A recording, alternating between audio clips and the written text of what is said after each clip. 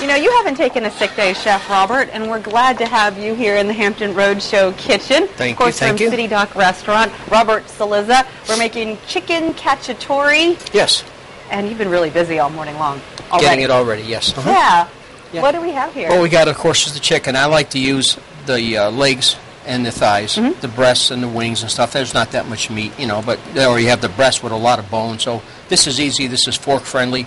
Tomato paste, sliced green peppers, onions, mushrooms, oregano, white wine, the sauce that we make, and we just put it all together, and we do it in 2 different pans. So this will here, it'll speed up the process for cooking. Oh, okay, so it's the same thing in both pans? Well, this is going to be all your vegetables, this will be your chicken, and then we'll dump it all together to finish it. Oh, gotcha. Okay, so you want to go ahead and start putting the vegetables there. You've already got the garlic going, and what kind of oil again? Olive oil, of course. Olive oil. Put all of the onions in here? Yes, please. Okay. Now with the chicken, of course, always put it in first, skin down, because you want to get that. You want to get the nice brown on the chicken. That's a good tip and trick. Yeah, And of course you salt it overnight, let it sit so you get some type of seasoning on it. So overnight your chicken has been hanging out in salt? In salt, Just salt? Just salt, How much salt for something like just a sprinkle on top so you can see it. I mean, not, you know, it's a taste how the person is. If the person likes salt, then mushrooms. I got it. All right. All of it? All of it, yes. And what kind do you have in here? Did you do something to those mushrooms too? I sauteed them so we can go ahead and speed it up. And then you've got green peppers Green there. peppers. Gosh, what great fresh ingredients. Everything has to be fresh, even from the garlic. You'd be surprised the difference how everything tastes when you use the dehydrated and the fresh. Yeah. Because you don't know the power. Well, one, you don't know how long it's been on the shelf. Second thing, you don't know how much power is in there. You can take a teaspoon, and that can be equivalent to maybe 3 tablespoons, and it can really, really give you something, sure. And this is going to go ahead and brown, and as we get this brown, we'll flip it over, and then once this is all sweated and sauteed, we'll bring it back together, add the sauce, and a little bit of tomato paste, a little bit of sugar, as I said, just in case the tomatoes isn't where it's supposed to be. And then we'll let it simmer for about maybe 45 minutes, and then it's going to be enjoy time. That is a pretty simple dish. Now, I know this is probably your secret sauce. Yes, from very Italy. secret. This is a different show. A whole other segment. A whole other segment, yep. Real easy and stuff, but it'll be nice. But if you wanted to have a substitute, what would you suggest for a tomato sauce? A marinara. For somebody else. Oh, a marinara sauce? Sure. Okay. Yep, this will work. When we, every Christmas, all the Italians, we go to midnight mass. Right. Everybody goes to midnight mass. So when we were in church, the father said, he stood up and he said, listen, I want to have all the fathers stand up who are the head of the household. Okay. And then once you stand up, go to the left. All the households that are run by the wives, everybody go to the right. Well, everybody went to the right except one person. The guy stood there by himself. So the priest said, come up here, I need to talk to you. I want you to tell everybody what you're doing to identify you're the head of the household. He says, I don't know, my wife just told me to stand over there. And he did as he was told. He did what he was told. That's good. That's what happens in Italy in church. A good story as always, Chef Robert. As you can see, this is getting nice and sweat. It's going to get golden. That's what you want to see. And the chicken is starting to brown on one side. I got it on low, of course, because I don't want to have a flame here. And we appreciate that. Okay, because I know that this costs money up above. So are you waiting for it to crisp up? Just a little bit of a brown color. And then we're going to flip it back over, and then we'll go ahead and add the rest of the seasoning, the oregano and the white wine. Okay. We'll glaze the pan with the white wine, and then we'll just put it all together. Very good. So it'll be a few minutes here to sear both sides. Both sides, yeah. So we've got some time. We'll work on this. Are we doing another dish in the next segment? Well, this one, just to tease you, I brought she crab soup just in case. I'm trying to put a plug in for the best she crab in Virginia Beach, so I brought it so everyone can taste it. You brought quite a bit of it, too. Yes, so, they can really taste it, yes. We're going to work on our chicken cacciatore again in the next segment. Thank you. Thank you.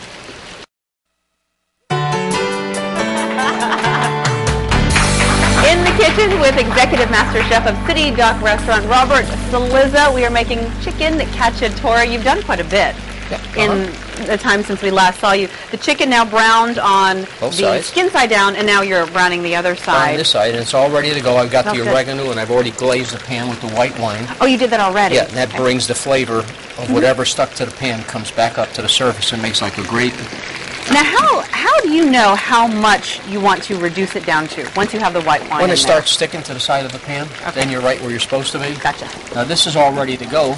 Now you added your sauce, your special The sauce. sauce with all the mushrooms, and mushrooms. everything that we did. Now I'm going to go ahead and just put that in.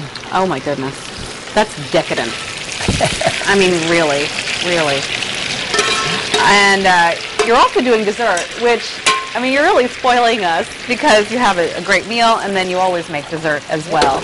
And you've started that already. Yep, that'll go ahead and simmer. Now, how is this on, like, low heat? Very low heat. It'll simmer.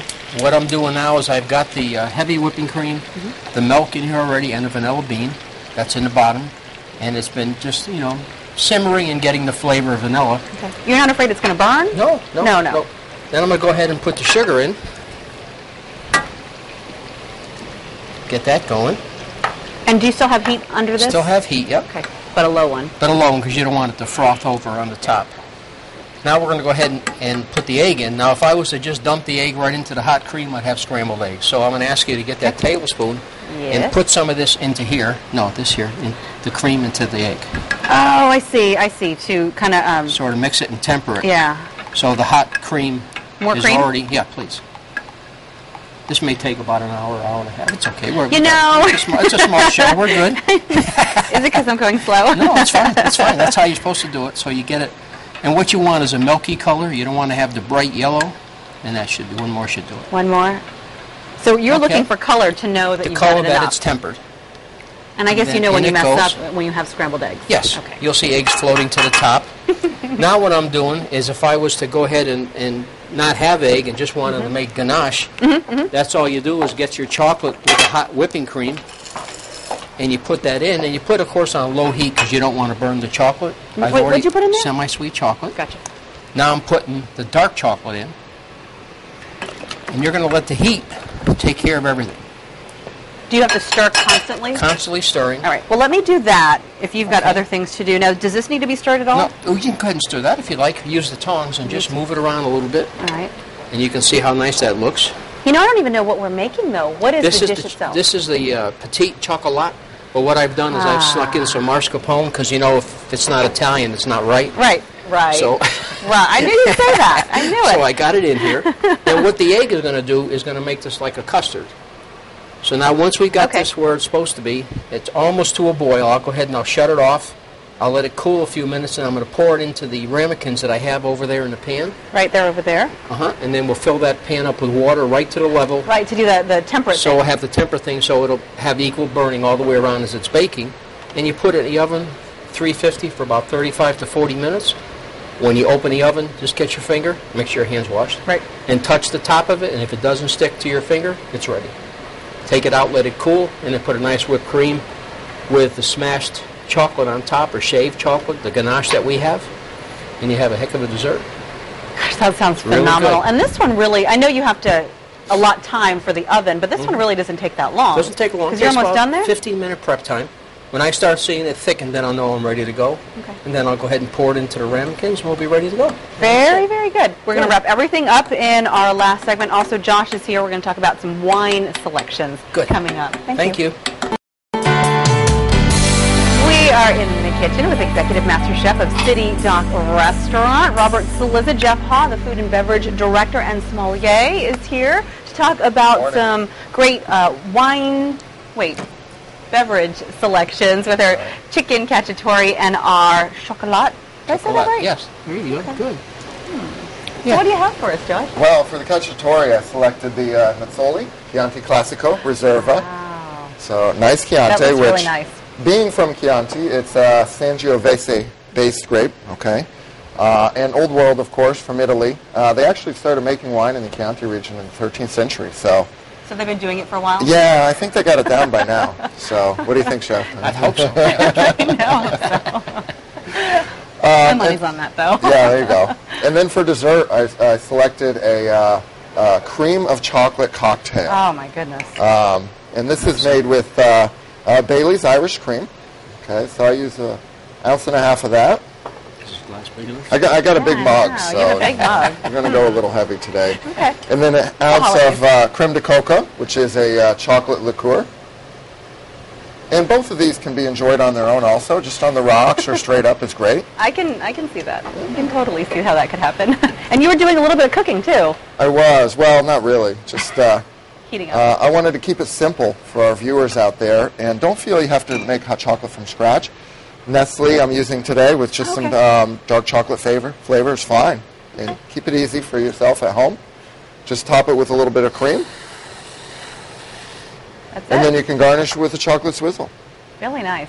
So easy. So. Well, it's also good to have different ideas of, you know, what things you can do with the liqueurs you may have and mixing it with other stuff you may have in your pantry and how those flavors really will work well with the dessert that you've got. Exactly. The pot de creme and all this stuff, you can get it at the Virginia ABC in your grocery store. So it's so simple. So. Very nice. And you're going to Josh, feature that for thank New you. Year's at our Jazz Festival. We are. This will be featured. What are you doing for New Year's? I don't know. Maybe I'll be there.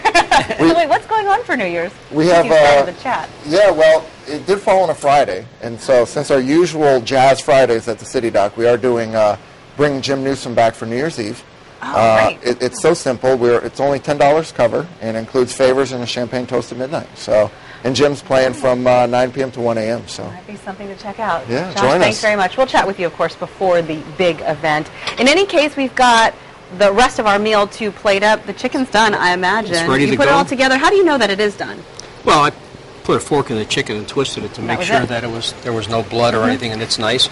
And there's the finished product of the chocolate. Right What there, we've done is out put of the the whipped oven. cream on it. After it cooled, put the whipped cream and the chocolate shavings, and it's ready to go. Chef, thank you very much. Yeah, All good okay. stuff. We're going to taste test this before they get to the show. Appreciate it. Thank you.